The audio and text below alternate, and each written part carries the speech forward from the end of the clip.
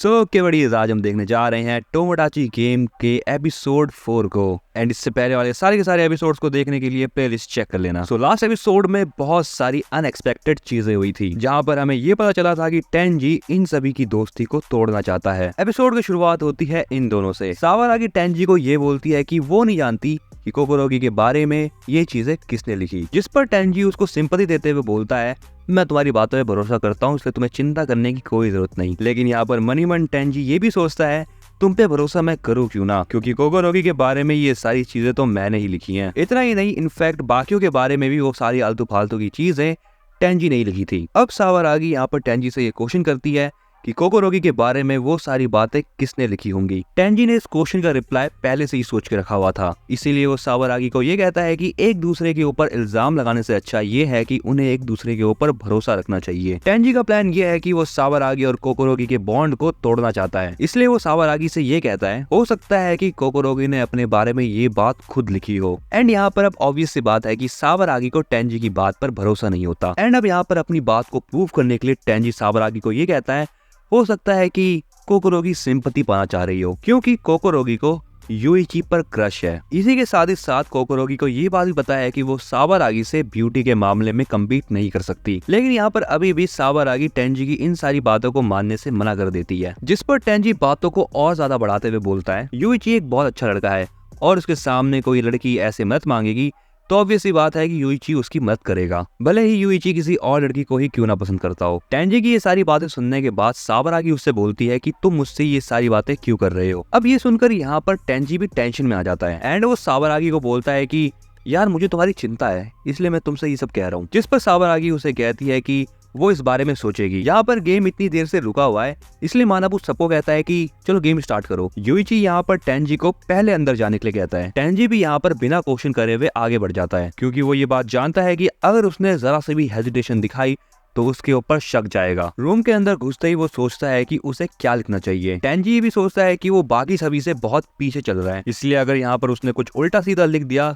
तो उसके ऊपर शक हो सकता है। सो वो ये डिसाइड करता है कि वो इस बार खुद के बारे में कुछ उल्टा सीधा लिखेगा, क्योंकि अभी तक उसके बारे में बैड माउथ नहीं हुआ है। टेंजी जैसे ही बॉक्स में पर्ची डालने के बाद बाहर निकलता है, वो ये देखता है कि यूइची ने सावारागी को एक थप्पड़ मारा। यूइची सावारागी को ये बोलता है कि तुम ये कैसे कह सकती हो कि कोकोरोगी ने अपने बारे में ये सारी बातें खुद लिखी, जिसके रिप्लाई में सावारागी उससे ये बोलती है अगर कोई लड़की किसी चीज को पाना चाहती है तो उसे पाने के चक्कर में वो लड़की बुरे से बुरा काम कर सकती है। और वो कोकोरोगी की तरफ देख के बोलती है क्यों, मैंने सही कहा ना। जिस पर कोकोरोगी उसे बोलती है हाँ तुम सही कह रही हो, जैसे कि कुछ लोग खूबसूरत दिखने के लिए प्लास्टिक सर्जरी तक करवा लेते हैं। इन दोनों को लड़ता हुआ देखकर टेंजी साइड में खड़ा होकर बहुत ज्यादा खुश हो रहा है। सावारागी यहाँ पर ये बताती है कि उसने प्लास्टिक सर्जरी अच्छा दिखने के लिए नहीं करवाई थी, उसने प्लास्टिक सर्जरी एक स्कार को छुपाने के लिए करवाई थी। बट इसके बाद वो कोकोरोगी से ये कहती है कि अगर तुम मुझे भरोसा नहीं करती तो मुझे कोई फर्क नहीं पड़ता। कोकोरोगी बोलती है मुझे भी कोई फर्क नहीं पड़ता तुमसे जब तक यूइची मेरे साथ है। इसके बाद वो यूइची की तरफ देख के बोलती है क्या तुम मुझे भरोसा करते हो यूइची, जिस पर यूइची भी हाँ बोलता है। टेंजी मनी मन खुश हुए जा रहा है और वो ये सोच रहा है कि फाइनली कोकोरोगी और सावारागी की दोस्ती टूट चुकी है। इसी के साथ सावारागी ने यूइची को भी हेट करना शुरू कर दिया होगा। इसके बाद टेंजी सावारागी के पास जाके बोलता है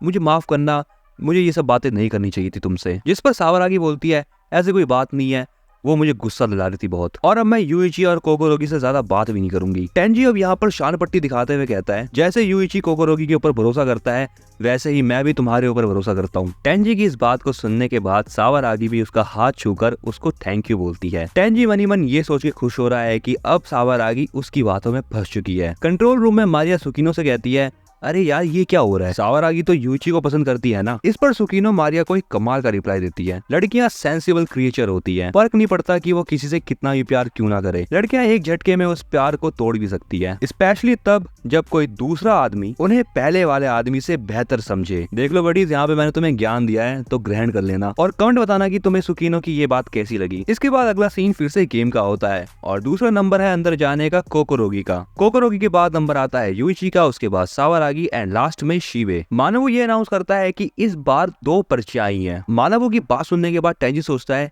अरे एक पर्ची तो मेरी है, ही दूसरी कहां से आ गई। पहली पर्ची में लिखा होता है कि सावारागी लड़कों के बॉक्सर्स पहनती है। ये सुनने के बाद सावारागी कोकोरोगी के ऊपर गुस्सा करती है। टेंजी ये चीज देखने के बाद सावारागी को ये बोलता है शायद वो तुमसे बदला ले रही है। अगली पर्ची में ये लिखा होता है कि टेंजी अपनी एज के बारे में सबको झूठ बोलता है। ये सुनने के बाद टेंजी ज्यादा कुछ खास रिएक्शन नहीं देता। यूइची इस पर कहता है क्या ये बात सच है टेंजी, जिस पर टेंजी बताता है कि हाँ वो इन सब से 1 साल बड़ा है, क्योंकि वो जूनियर हाई से ग्रेजुएट होने के बाद एक दूसरे स्कूल में पढ़ने चला गया था, लेकिन उसको वहाँ कुछ दिक्कत हुई और उसने 1 साल का ड्रॉप आउट ले लिया, जिसके बाद वो अब इन सब के साथ पढ़ रहा है। वो ये भी कहता है कि उसको ये लग रहा था कि सावरागी को ये वाली बात पता होगी। ये सुनकर सावरागी टेंजी को बोलती है कि उसने ये वाली बात नहीं लिखी है, लेकिन टेंजी सावरागी को बोलता है कि वो उसके ऊपर डाउट नहीं कर रहा है। लेकिन इसके बाद वो सावरागी को साइड में ले जाकर बोलता है तुम ये बात नोटिस नहीं कर रही कि सभी लोग तुम्हें छोड़ते जा रहे हैं, लेकिन तुम चिंता मत करना, मैं तुम्हें नहीं छोड़ूंगा। दूसरों का मैं कुछ नहीं कह सकता, लेकिन एनीवेज इसके बाद होती है स्टेप लेने की बारी। जैसे ही सावरागी अपने स्टेप्स को लेती है उसको एक स्पेशल चांस मिलता है। सावरागी को यहाँ पर ये चांस मिला है कि वो अपने दोस्तों में से किसी एक को सिलेक्ट कर सकती है, जिसके बाद टोमोडाची गेम चलाने वाले लोग अपने आप उस पर्सन के सीक्रेट्स को एक्सपोज कर देंगे। और अब यहाँ पर ये बात सुन के सबसे ज्यादा हालत खराब हुई है टेंजी की, क्योंकि अगर सावरागी टेंजी को सिलेक्ट कर लेती है तो उसके सारे के सारे सीक्रेट्स खुल जाएंगे और ये बात भी सबको पता चल जाएगी कि टेंजी ने ही ये टोमोडाची गेम स्टार्ट करवाया है। जिसके बाद अब यहाँ पर मानाबू सावरागी से पूछता है तो तुम किसे सिलेक्ट करना चाहती हो। अब यहाँ पर सावरागी भी टेंजी को सिलेक्ट करने ही वाली होती है कि तभी शीबे बीच में बोलते हुए कहता है तुम मुझे सिलेक्ट करो, क्योंकि यहाँ पर शीबे को खुद के ऊपर बहुत ज्यादा भरोसा है।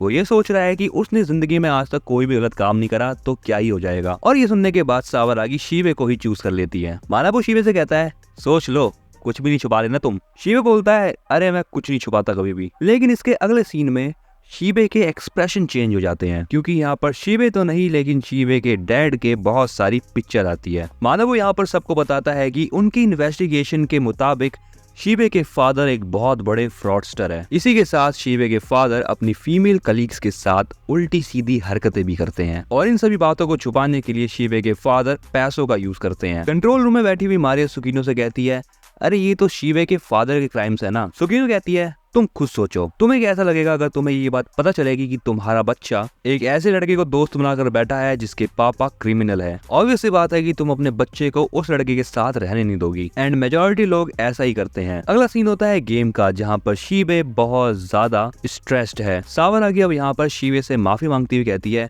ये जो कुछ भी करा है तुम्हारे फादर ने करा है और तुम तो निर्दोष हो। ये सुनकर शीबे सावरागी की तरफ हाथ बढ़ाता है, लेकिन टेंजी बीच में आ जाता है। टेंजी शीबे से पूछता है क्या तुम्हारे डैड ने अकेले ये सब कुछ करा है? हो सकता है कि तुमने भी कभी ना कभी कुछ ऐसा उल्टा सीधा काम किया हो एंड तुम्हारे डैड ने पैसों की मदद से उस चीज को छुपा दिया हो। सावरागी टेंजी को ये सब बोलने से मना करती है, लेकिन तब भी यहाँ पर टेंजी शीबे के ऊपर इल्जाम लगाता रहता है। टेंजी ये भी कहता है कि उसको ये बात समझ नहीं आई कि उन लोगों के ऊपर 20 मिलियन येन का डेप्ट कैसे चढ़ गया। अब यहाँ पर शीबे का साथ सभी लोग छोड़ देते हैं और उससे दूरी बना लेते हैं। टेंजी यहाँ पर मनी मन सोचता है ये शीबे एक नंबर का बेवकूफ है, फालतू में ही हमारे बीच में कूद पड़ा। एनीवेज इसके बाद होता है 7th राउंड, जिसमें बस एक ही पर्ची आई है। मानव वो शीबे की तरफ देख के कहता है अरे शीबे अगर ये बात सच है ना तो ये एक नंबर की क्रिंज बात है। उस पर्ची में ये लिखा हुआ था कि शीबे ने एक आदमी को जान से मारा है। इस बात को सुनने के बाद टेंजी का भी दिमाग घूम जाता है और वो ये सोचता है कि आखिर ये बात किसने लिखी, क्योंकि इस बार टेंजी कोई भी पर्ची नहीं लिख के आया था। बट यहाँ पर यूइची कुछ ऐसा एक्सप्रेशन दे रहा होता है जिसे देखने के बाद टेंजी समझ जाता है कि ये बात यूइची ने लिखी है। सो बट जैसे के साथ यहाँ पर ये एपिसोड होता है एंड और अगर तुम्हें ये वाली वीडियो पसंद आई है तो इसको लाइक करना बिल्कुल मत भूलना। एंड हाँ, एनीमे एक्सप्लेनेशन के साथ साथ थ्योरी वीडियोस और मांगा रिव्यूज भी देखने के लिए तुम इस चैनल को सब्सक्राइब कर लो और ये सीरीज अपने दोस्तों के साथ शेयर करना बिल्कुल मत भूलना।